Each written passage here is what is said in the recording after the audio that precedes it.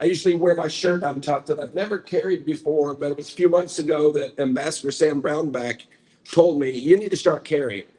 I have been called out publicly by the president of Nigeria, by the sultan of the Sokoto Caliphate, and by the imam to Boko Haram, Sheikh Gumi, publicly have called me out. I'm sort of the modern Salman Rushdie in a way. So I'm prepared. So we're safe. If anybody comes screaming Allahu Akbar, I don't think they'll get the second syllable out of their mouth. But and I want to acknowledge my dear brother, longtime mentor, friend, inspiration, Pastor Peter Spencer and his wife Maria. It's so good you're here. And a lot of this is his fault. He's the guy that canceled a few days before that trip in 2010. And so I had to go and do the keynote, and then everything happened from there. So you should be the one standing here. But God knows what he's doing, doesn't he? So maybe it's you that used to say, I don't know, it was somebody, a text without a context is a pretext, right? You need to know the context of what's going on. And I know Dee Dee, Stephen, and John, and myself, our challenge today is not to think of what to say. It's to whittle it down to just those key things, because there's just so much. And so to help make sense of it all, I want to take just this first part to sort of set the table, provide the framing for it, and the big picture so you can see where we are. And the biggest big picture of all is the kingdom. And I want to start with this briefly because it's important. I can't take for granted what Christians know and think these days. The first question is, why did God create creation and why are we here? And I'll make it real brief, but the fact is God has an eternal kingdom and he is raising up sons and daughters to inherit that kingdom. And like Queen Victoria, a very good queen, her mother knew she was destined for the throne and gave her a very difficult upbringing. She didn't have silver spoons. She learned to garden and to work and all that because she was being groomed to be a good queen. And God knows what it's going to take for us to have the character needed to our destiny. What Jesus said is sit at the right hand of the Father on the throne in eternity. It's not to float around on a cloud with harp and wings and halo. We're to rule with him in eternity. And so he's established, he created creation. The time-space continuum sits in front of him in eternity. And he created as an incubator. The Bible calls it a fertile field in one place, where he plants the seeds, which are the sons and daughters of the kingdom, and they grow. This environment is so fertile, it says even Jesus grew here. So that we're here to grow. That's why we rejoice when we face trials of many kinds. That's part of the curriculum, because he's building our character so that we be mature and complete, not lacking anything. And in this, and that's why did the devil? Why was the devil in the garden? Did he sneak in there? Did he pull one over on God and, ooh, I'm in the garden now? He was cast there for his own punishment and humiliation, that these little flesh-bound, spirit babies are going to grow to learn to beat you and at your own game. He's not here to beat us up. We're here to learn to beat him up. An Olympic boxer needs a sparring partner. That's what the devil's here for. So we will humiliate him. That's the devil's punishment, is being cast here with us when we know our identity in Christ. And there's an assignment, there's a curriculum that God has given us to walk into that eternal inheritance. And it's something that's been lost in translation for too long. And it's been replaced by, some of you older folks, you know the name Tokyo Rose, right? You've heard Tokyo Rose. It was the propagandist. Japanese would hire American broadcasters, Japanese American, to go over there, and they would broadcast messages sounding like an American broadcast. And they'd say, oh, the Americans are getting beat. Oh, you can't win. Americans aren't going to win this thing. Demoralize, make them take their eyes off of victory and just think about survival, maybe get through this, right? And the Tokyo Rose of hell has been whispering, and in some cases yelling and making movies into the Christian community for decades, saying we can't win. We're not supposed to win. We're here to get beat down. And so pathetically, this big bad Antichrist is coming, and we don't worry, at the last minute he'll come and rescue us. And that's an abominable lie from the pit of hell. We're not here to get beat down. and rescue. Jesus is not coming to rescue losers. He's coming to rule with winners. And let me show you something. In the Bible, I find one word that Jesus said 7 times in a row. That should be significant, right? 7 times in a row, Jesus said something, and I bet you go home and ask your pastor. You can ask, he knows. But what is it Jesus said 7 times in a row? They'll give you a. It's the way he closed the 7 letters to the angel of the 7 churches in the book of Revelation, Revelation 2 and 3. And at the end of every single one, he who, and I'll use the Greek word, he who nikao, I will give this, I will give this, I will give this. All the 7 slices of our eternal inheritance pie go to those who nikao. The last letter being he who nikao, you knock on the door, come and dine with him and he with me, and he who nikao will sit with me on my throne. There's a guy nikawed and sat with my Father on his throne. That's the key. In fact, to make that point even more clear, in the next to the last chapter, I think it's Revelation 21, it says, he who nikao, Nikao, he who nikao will inherit all things.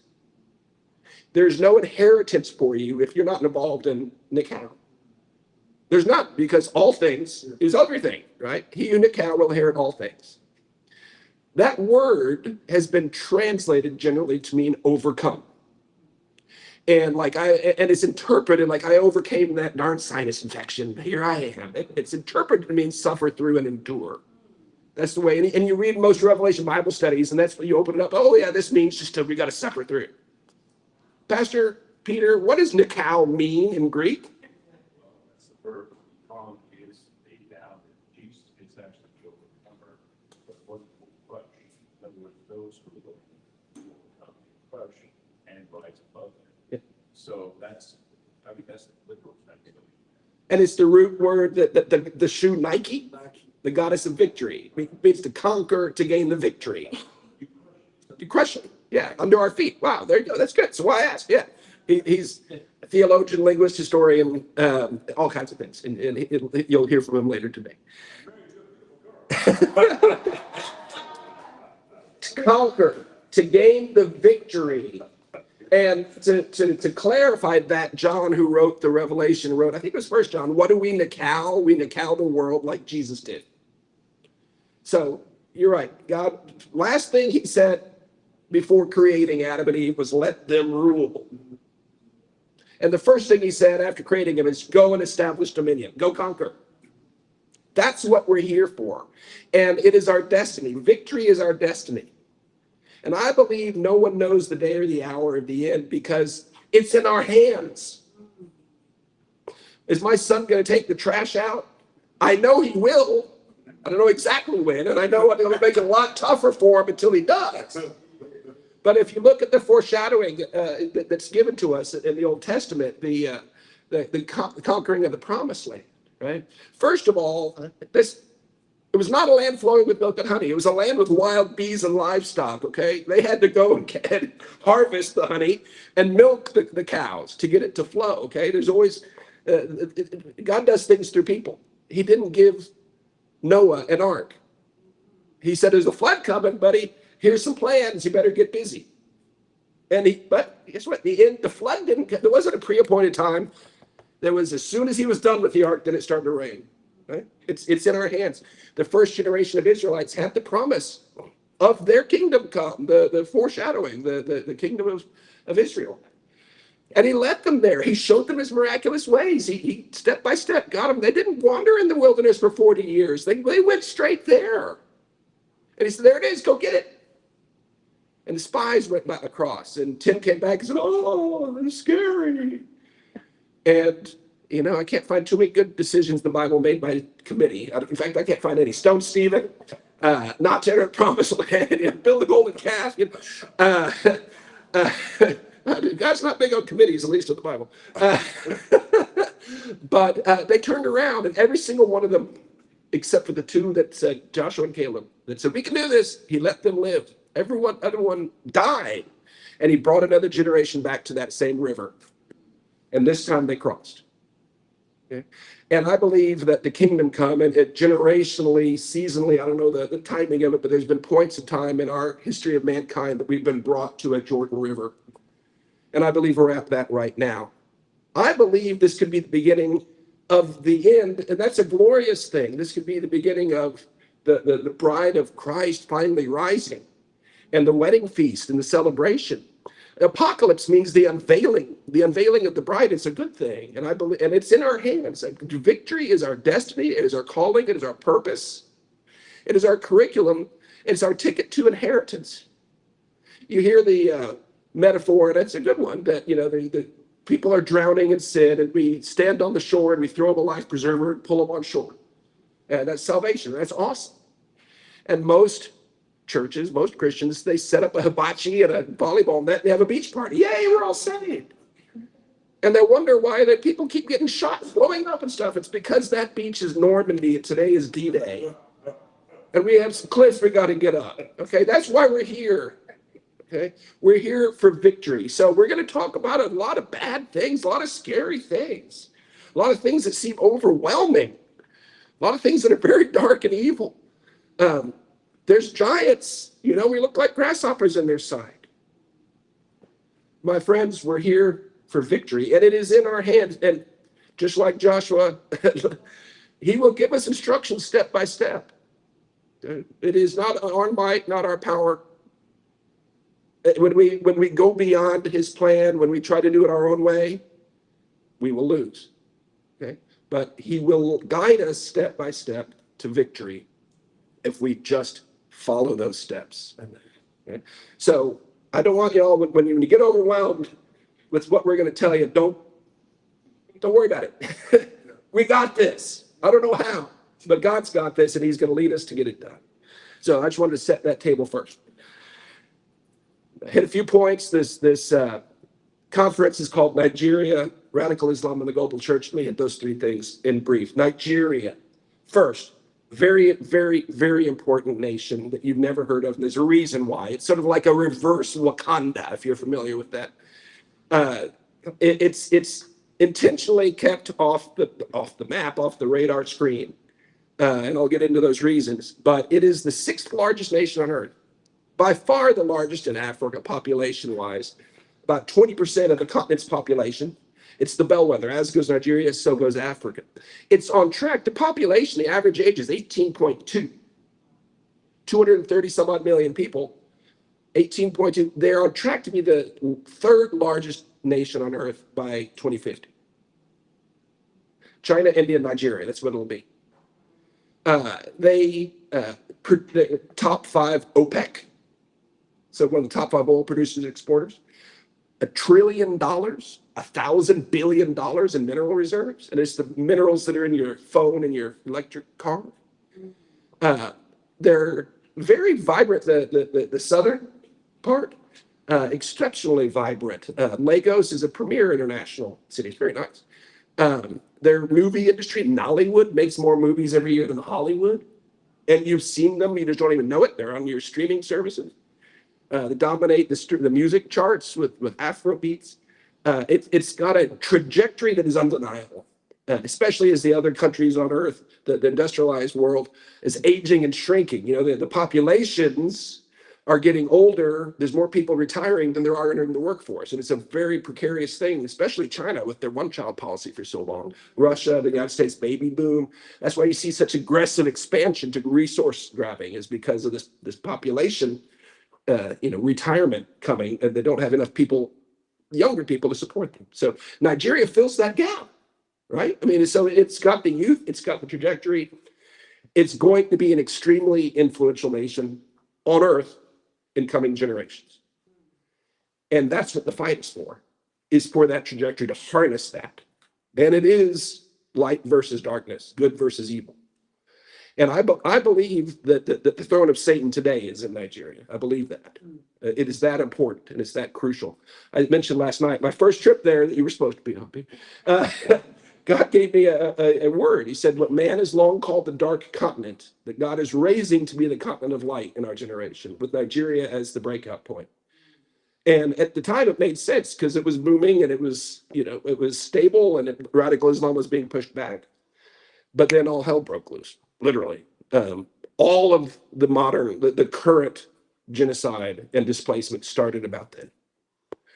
And very important place in the world and in the kingdom. Brief history of Nigeria.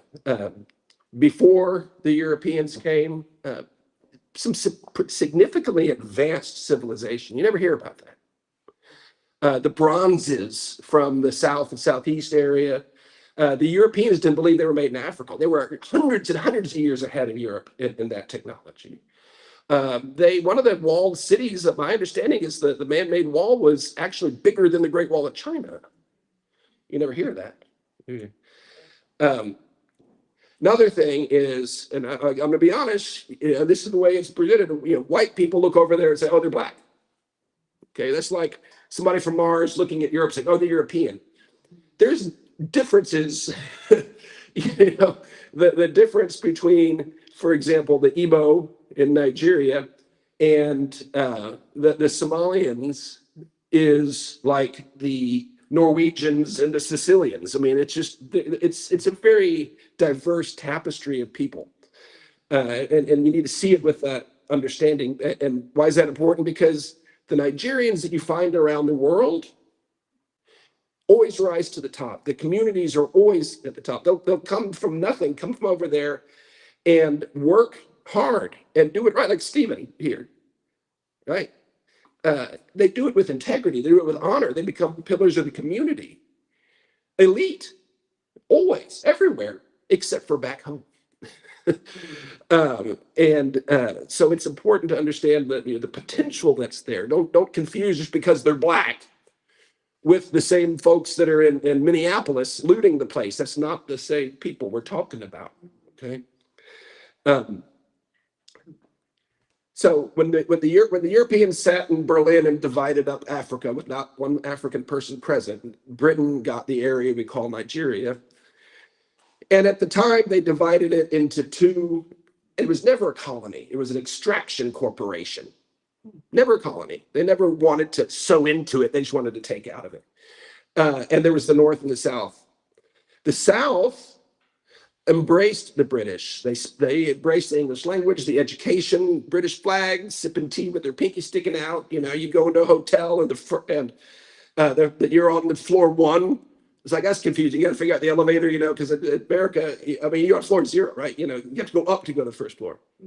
So that's a big thing. They do drive on the correct side of the road at least. So, but they embraced it, and it was the Southerners that the British used to run their machinery around this whole thing. The North, let's talk about the North. It was feudal society, warlords and peasants and such. In 1804, there's a tribe called the Fulani. They're not indigenous to Nigeria. They came in to Nigeria and conquered. The same exact tactics you see today, exact tactics through jihad, beheading, mass raping, looting, burning, displacement. In 1804, a Fulani named Usman Danfodio waged jihad. And that process killed about 250,000 people is the best estimate, and established the Sokoto Caliphate, the largest pre-colonial empire in Africa that you've never heard of. And it's still there today, untouched. And they conquered a large part of northern Nigeria. They held that. At its peak, it had 2.5 million slaves at one time, one of the capital of slavery. And it still is in a lot of ways. A lot of the slave trade originated with the slaves captured by them and then sold. And that still continues. And aside, the Atlantic slave trade, evil, horrible. I mean, it's indescribable. The Indian Ocean and Sahara slave trade makes it pale in comparison, significantly bigger. And it is still a pipeline. But the reason there's not black populations in the Middle East is because they just castrate the males. Another aside, did you know that all these prosperous Muslim countries in the Middle East, the Emirates and all that, their current population is between 80 and 90% slaves. Just an aside. So when the British came, they said, oh, this North, this feudal system, these warlords, we'll call that North, then we have the South. They subdued the South. They didn't conquer the North. They didn't disband the caliphate. They just went and dealt with them. Called an indirect rule. They kept them intact as the enforcers. They just wanted control. And if you got it under control already, they're already bowing it 5 times a day and do whatever this guy says. Let's just work with this guy and make him rich. So that's what they had. And they kept that like that until 1914. The administrator, Lord Lugard, for administrative efficiency said, hey, let's just merge these together. Why have two separate entities? We'll make it one entity. And his girlfriend said, let's call it Nigeria. Okay. And that's where Nigeria came from. It was 2 disparate, incompatible people groups, a bloodthirsty, genocidal jihad, radical Islamic caliphate, and the vibrant entrepreneurial Southern Christian region that were lumped together for administrative efficiency. Fast forward, 1950s, British Empire is strategically downsizing. They packaged it as, oh, we're giving them their independence. They didn't give anybody anything. The British have never given anybody anything. What you see, on another aside, what you see happening today, it's largely fallen to radical Islam. I hate to say it, but they're just reaping what they've sown. Their chickens are coming home to roost. There's been no more destructive force on the face of the earth in modern times than the British Empire. What they've done to people. They've lumped people together. This did this all over the world, India, Pakistan. Incompatible people groups, designing them to fail so that after independence, they could keep raping the land. That's the way they did it on purpose. And it's cost millions and millions and millions of lives around the world. It's kept countless millions in bondage, even to the day. And that was British design on purpose for looting, period. And so they gave Nigeria independence in 1960. One of the British administrators at the time wrote a book. He was blackballed by the empire after this, but he couldn't keep quiet. He said, we were ordered from above to rig the original election to make sure the North kept power. They intentionally put the power in the caliphate hands. 1960. Well, they truck along a few years, try to go back, the South, the Igbo, try to assert some control. Hey, this is our life too, and we're supposed to be free, right? And these British people are our friends, we speak their language, we went to school there. So it was in 1966, as it was going back and forth, the Fulani waged a pogrom, and in a short period of time, remember, the Igbo were all over the country. They killed 30,000 of them. Just, knives on long knives, basically. I met with 2 women, older women, a few months ago. They were little girls. Their parents were missionaries at the time in a compound. And during this pogrom, they remember waking up in the night to screams at the clinic next door. And they were, the parents kept them away. The Fulani, the federal military, with military's backing and active involvement in many places, had gone in and killed all the Igbo in their beds, including cutting the babies out of the mother's wombs. That's what they did. The Igbo retreated back to their homeland and in 67 declared independence, the Republic of Biafra. And we're not supposed to talk about it, right? Shh. No one talks about this. You don't whisper at Washington, don't close the door, don't talk about Biafra. Why? Because the British armed, backed, advised, assisted the North, the Caliphate, the federal side, to subdue the South through a total blockade, to the extent of shooting down Red Cross aid planes. And in 30 months, the accepted number, and it goes from 1 to 5.6 million, the accepted number is 3 million. In 30 months, 3 million, mostly children, starved to death by design as a strategy, defended, covered up by the British, and intentionally waged by the Caliphate. 3 million children starved to death while our kids were smoking pot at Woodstock. They were stacking their kids like cordwood in the alleys because they didn't have the energy to bury them all. A lot of the people in here were alive during that time. I bet you never heard of that. Why? Because, World War II, the right side won. And so we have Holocaust memorials, we have history. Nigeria, the wrong side won, so it's been buried. But there's no less significant. Well, the North won. They took all the wealth. At the time, the South, this area was the fastest growing economic region on earth for 10 years running. Talk about a Wakanda in the making. Brilliant people. And they were gutted. The death toll in that war was 100 to 1. 100 died to everyone on the federal side. They took away all the wealth and gave them each 20 pounds and said, good luck, start over. Don't ever talk about this. Shut up. Right? There's Nigeria. Welcome to Nigeria. That's the state of affairs today. Fast forward many years, it was military dictators up until 1999. The last military dictator wrote the current constitution. He was Northern Islamic military dictator, wrote the current constitution, starting we the people. Isn't that clever? That constitution mentions Sharia law and Islamic terms 165 times. Not one reference to Christianity. They built the presidential compound with 2 mosques and no chapel. It's gerrymandered. They rigged it so that the vote balance is in the north and the money goes to the north. They nationalized the resources. So the oil, all the oil in the South, the British, since then, modern dollars, looted about $2 trillion in oil. And the South gets the pollution and the corruption and nothing else. All the money goes to the north because it's nationalized and they're in charge. That's Nigeria today.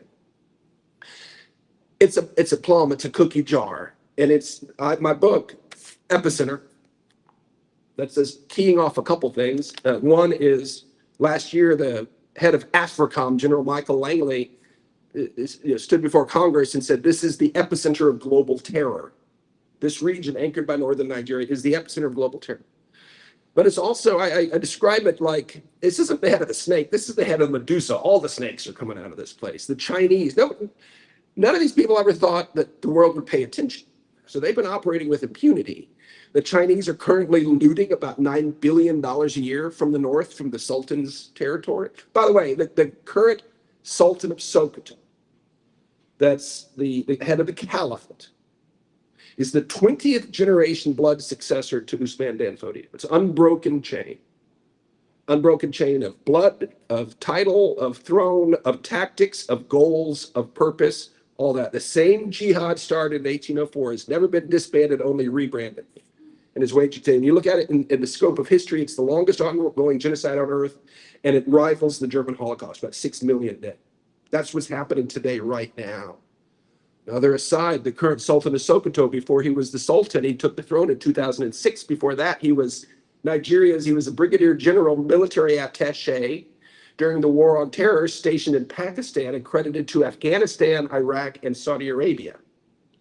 So here's this Fulani Islamic radical general that's got free reign authorized by the Nigerian military to go between Afghanistan, Pakistan, Iraq, and Saudi Arabia during the war on terror. Coincidentally, during that time, American forces captured Taliban units with Nigerian fighters embedded with them.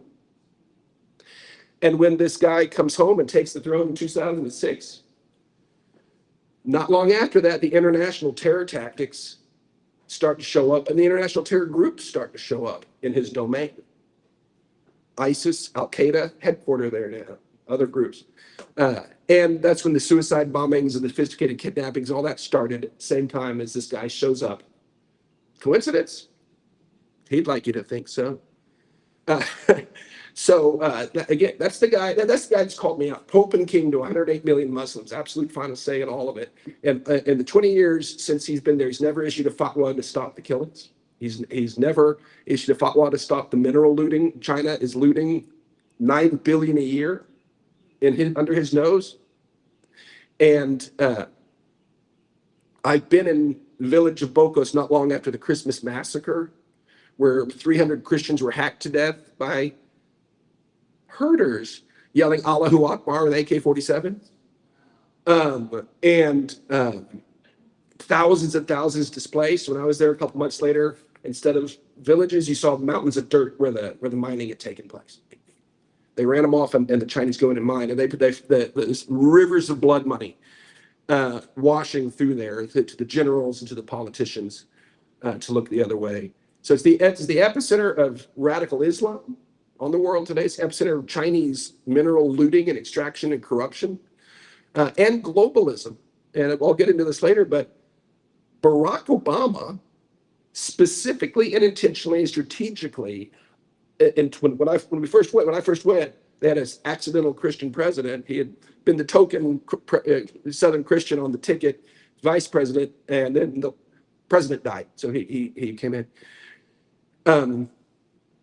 Obama plucked a radical warlord from the north, Muhammadu Buhari, who had called for global Sharia law. He had called for Sharia law across Nigeria at any price, at any cost. He was the guy that Boko Haram asked to be the mediator when they mediated with the federal government, Muhammadu Buhari. Jonathan, the Christian president, is successfully pushing back against the terrorists with aid from the U.S. and other countries. All of a sudden, in fact, the second time I was there in 2011, they blew up the UN headquarters in Abuja when I was in Abuja. I was there. But it was this anomalous stuff, but they were doing these attacks. And Obama refused to label them a terror organization because doing so would mandate involvement.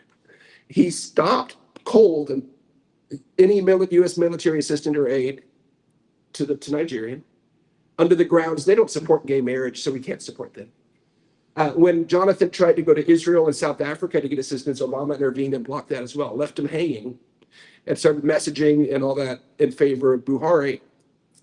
Buhari's campaign advisor, you might want to guess, on the record, David Axelrod. I have an eyewitness who was in the Global Response Center in Washington. He was the White House liaison, military intel community. We knew, remember the Chibok girls, the 280 some odd girls that were kidnapped? Bring back our girls. We knew where they were. We had them on surveillance and were ordered to stand down and not give that intel to the military to rescue them. We knew where they were. Obama ordered us to stand down and let them go. A couple days later, Michelle Obama comes back with "Bring back our girls," which was a campaign slogan from Buhari's political party being advised by David Axelrod. That's fact.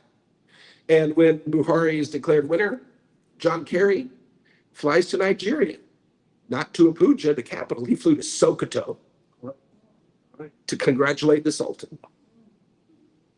That's why they don't really trust us. All of this blood, all of this displacement is on Barack Obama's head.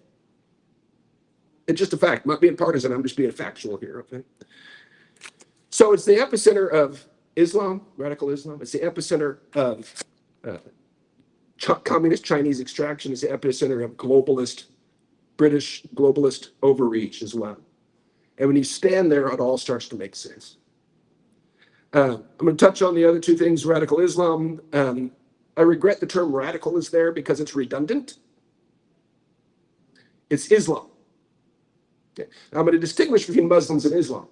Okay. There's the methodology that's been documented when these terrorists will have a blockade, they'll pull over a bus, or they'll go into a village. It's been documented. They'll separate men, women, Christians, Muslims. All the women get sold into sex slavery. A lot of them get raped repeatedly first. The Christian men, they go up and kill them. They go to the Muslim men and say, join us or die. And there are Muslim men that say, kill me. I'm not joining you guys. Okay, there should be a monument built to them. Okay, they deserve honor. And the death toll since 2009, 185,000, 60,000 of those are Muslims. Okay, so is there a Christian genocide? Yes, but it's more than that. What it really is Islamic conquest. There's multiple genocide taking place. Islam this has been an education for me. Okay, I've learned this by walking through it, by seeing it, and the playbook you see in Nigeria, which is very interesting because you have those two worlds. You have the North and South. You have these same politicians that'll go in the North and speaking in the local language. Nuhu Ribadu, the National Security Advisor, goes up and calls these terrorists that are doing this horrific slaughter, calls them brothers. The defense chief calls them prodigal sons who deserve rehabilitation. That's who's in charge of Nigeria now. But they go to the South and they talk, oh, we need to fight this, we're standing with you, and all that. That's Islam. They are instructed in the Quran and by the example of Muhammad. When they're not in control, they lie. It's called taqiyya. They charm, they lie, they can, whatever goes to fit in and to ingratiate yourself and to hide what we're really doing. It's instructed. That's their Bible. Seek first the kingdom of God? No. Lie to get control. By the way, Islam means submission.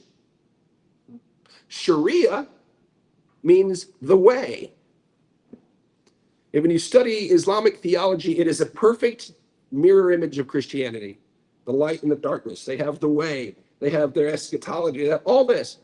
And it's the flip side. It is submission. It's control. They don't have Rhema. Their God doesn't talk to them.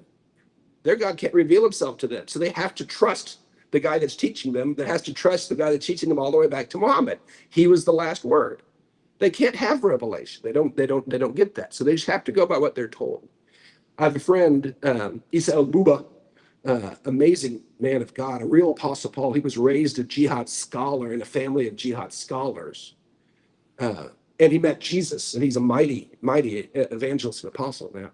But he said that as a Muslim, our connection with God, because we don't have revelation, we don't have relationship, it's devotion, it's acts of devotion, it's obedience. And we feel that's our holy feeling is when we, even if it's uncomfortable, even if our knees hurt, we bow 5 times a day.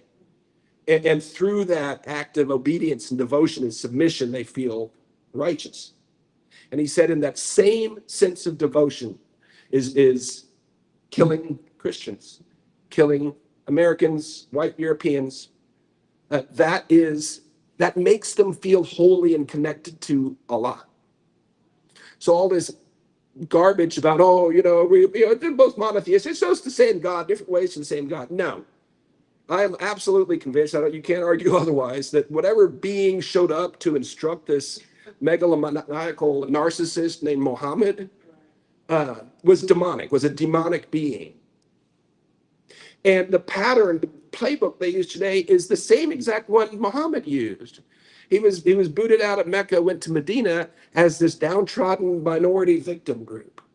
And we deserve rights. And he modeled how to use people's goodness against them, banded together with other groups that were downtrodden and disaffected, and built a coalition, ended up taking over, and then killed everybody. It's the same playbook for 1,400 years. It's exactly what they have done in Nigeria. It's what they've done. They're pretty far advanced in Great Britain, and it's what they're doing here. And never in the history of the world in 1,400 years has that been stopped without a war. Never. My God, we better figure it out, because we're going to have a war. And thank God we're armed. They're not in Nigeria. They disarm the citizens. While the government arms the Fulani militants, they'll go in and some guy made a little pipe, gun for self-defense. They'll take it away and throw them in jail. They have convicted numerous people to death for self-defense. Sunday Jackson was attacked, a farmer, and he was being stabbed. He grabbed a knife and stabbed the guy back. They sentenced him to death. All right. Yeah. That's Islam. They're always the victim, and they use that. They use that to gain. I mean, look at Iran. There was actually a gay community in Iran before the revolution, and you know what? They marched with the Islamists. They worked with them in the revolution, and as soon as the Islamists won, they rounded them up and killed them all. It's exactly what they're going to do here. It's the same playbook. It's the same playbook. And having them give that up It's like asking you to give up Jesus. Winston Churchill called it human rabies. And it's accurate. It's accurate. I mean, I can show you videos of northern Nigeria recently. People I was connected with, a little church in northern Nigeria. A couple of people got captured and were featured in a Boko Haram video 2 years ago. All the men kneeling down. The women were all sold into sex slavery. The men were all beheaded with very dull axes and machetes. I mean, 15, 20 legs. And they hold up the head. You don't want to see it. And the crowd of men, women, and children gathered around are cheering, Allahu Akbar. There is no cure for rabies. That's Islam. And that's what's here today, doing the exact same playbook they've used for 1,400 years. So, Nigeria radical Islam. The global church, I'll touch on this some. And again, Nigeria, you can see it clearly. When this was all getting ramped up, there was a statistic published in 2014. Nigeria was home to 8 of the 10 richest pastors on earth. They're masters of the prosperity gospel. Where did they learn that from? From here. Yeah, they're very good at modeling stuff. The wealth of Nigeria's richest pastors has only gone up. It trends up with genocide. It trends up with displacement.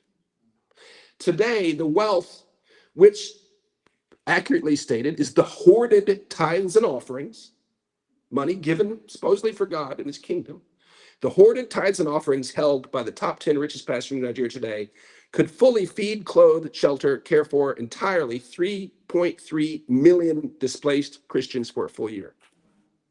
But they're competing on who has the most private jets and who has the biggest megachurch with a golden roof. I know of one of the camps that we have a school in, these people living in the most horrific conditions, denied by the government. I mean, it's this horrible concentration camp. Surrounded by megachurches, widows and orphans starving, dying for their faith in the shadow of a megachurch. Nobody ever bothers. If the shepherds were to simply wake up, if the church really finally get their act together and follow Jesus, instead of chasing dollars and your best life now, this would all stop. So the global church has a lot of work to do. We need a clean house. We need to clean house. I admire the Muslims in a lot of ways. They believe they can win. I don't, because the Bible says we do. But they believe, and they're guided by their vision of victory. They believe that's their destiny. And they have discipline, and they do have devotion, and they have community.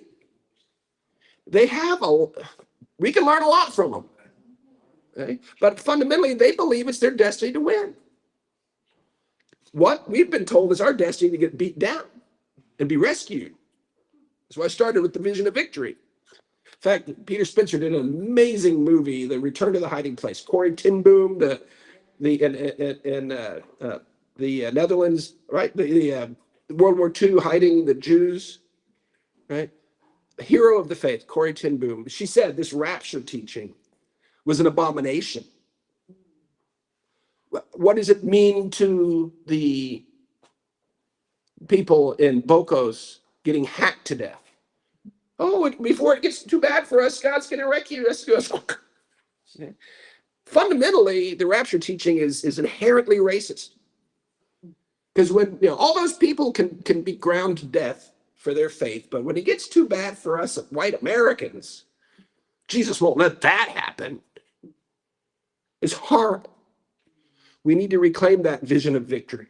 It's our identity, it's our purpose, it's our destiny. And when we do as a body, we'll achieve it. But right now, the global church is conflicted. When seekers, and I engage with a lot of these Muslims even, and they're miserable. But when they think Christian, they think of these prosperity pimps and the Pope. By the way, another side is South Chicago. At the same time, in the early 80s, there were 4 people living in close proximity: Barack Obama, David Axelrod, President Bolo Tinubu, the president of Nigeria today, who had to flee the United States, forfeit $500,000 to a federal court for being a ringleader in a heroin trafficking ring, which, by the way, heroin funds 37% of global jihad around the world. Uh, Bola Tinubu and the Pope, who's saying this isn't happening, who's covering it up. I don't have the investigative ability to tie those four together, but that's one heck of a coincidence. Finally, I want to end with this to set the stage here. You might have heard the news overnight this morning that Trump killed a leader of ISIS in Nigeria today or last night, right? Guy's name, guy's title. Well, guess what? The Nigerian government 2 years ago declared they killed that same guy 2 years ago. What's going on? We don't know. Today, you hear narrative war and you think, oh, this advertising stuff. This is where the body count is measured. This has real world results. Is Trump going to intervene? Are we going to stop this? Or are we going to look the other way? It's the narrative war. The Nigerian government designated a country of particular concern, top of the religious persecution watch list. They're spending visibly, minimally, $10 million right now on lobbying. They hired Roger Stone's firm. They hired the guy who was Trump's first term liaison to the State Department. They're paying journalists to go and I mean, it's horrible. They sent out an email a month or so ago, right, Stephen, calling the witnesses, the survivors we had lined up to speak at a briefing. We had eyewitnesses, survivors of genocide. And this lobby firm hired by the government called them political jobbers and self-seeking, looking to monetize the situation. That's this lobby firm. And $10 million goes a long way. Trump's top advisor for Africa and the Middle East is a man called Masad Boulos. Masad Boulos lived in Lagos for decades, Nigeria. Social circles with the current president, Bola Tinubu, if that's his real name, we don't know. Well, seriously. One of his college diplomas his college registration forms was made out for a female. And one of them is dated for a school that didn't exist at the time that it's dated. So that's the president of Nigeria.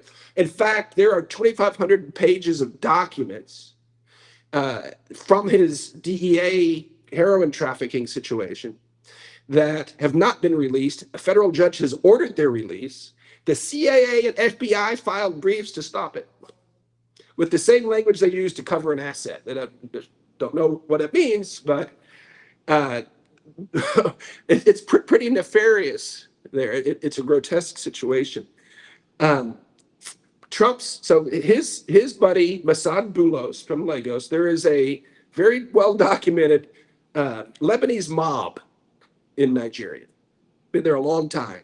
Masad Boulos holds U.S., Lebanese, Nigerian passports, I think one other. Trump's top advisor. His family company is heavy equipment. They sell heavy equipment. On paper, documented, his top professional relationship, customer relationship, is a cluster of companies owned by a guy named Gilbert Chaguri.